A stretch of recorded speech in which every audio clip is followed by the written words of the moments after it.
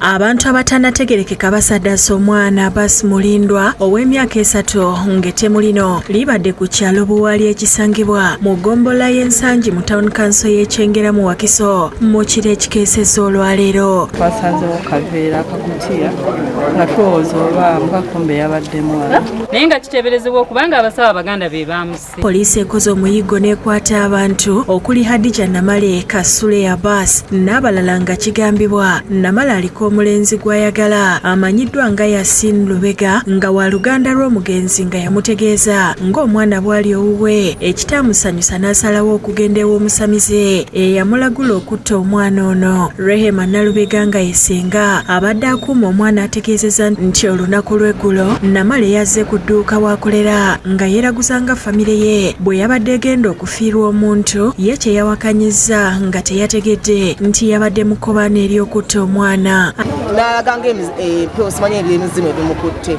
n'agamba wamwemba amasimbi mugenda kufuna obuzibu, amasimbi mugenda kufuna obuzibu era wamwe waliwo agenda okufa ne mugamba ewaffe tebiriiyo ebyokweraguza.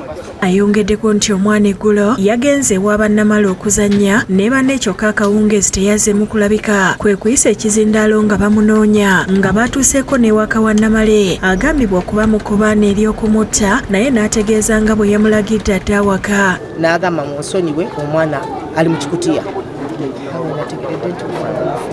Kati ng'oyo bamuteeka ekkalabba aveewo kuba agenda kutabanja ate oba agambye yakatta basatu. Poliisi y'ensangi ng'ekulembeddwa DPC Rogers Chebene enkya ya leero ekomyewo mu kifo awaakoleddwa ettemu okwongera okunoonyereza era waliwo omukyala gwe batutte okubayambako. Wabula poliisi oluvudde mu kifo kino abatuuze baliko amaka g'omusamize ge balumbye nga baagala abalage empapula ezimukkiriza okukola omulimu guno. Nga kiteeberezebwa nti abasawo Abaganda be bamukoze eki.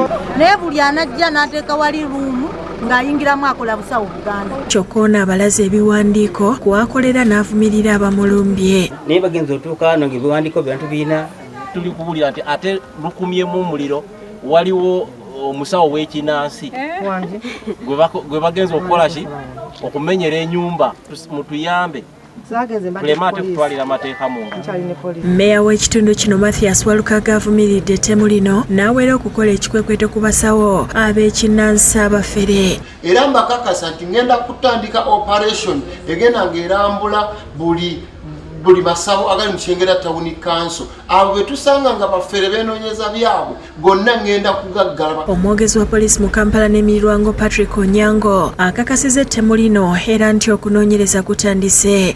Twabaguddeko omusango gw'okutta omuntu nga bali mu poliisi ya Nsangi. Okunoonyereza kukyagenda maaso tusuubira nti wiiki eno tujja kutwala fayiro waffe wa gavumenti wiiki ejja tubatwale mu mbuga z'amateeka. Nuliyat Namagembe yakusakidde eggulire lino ku Rabukedde TV.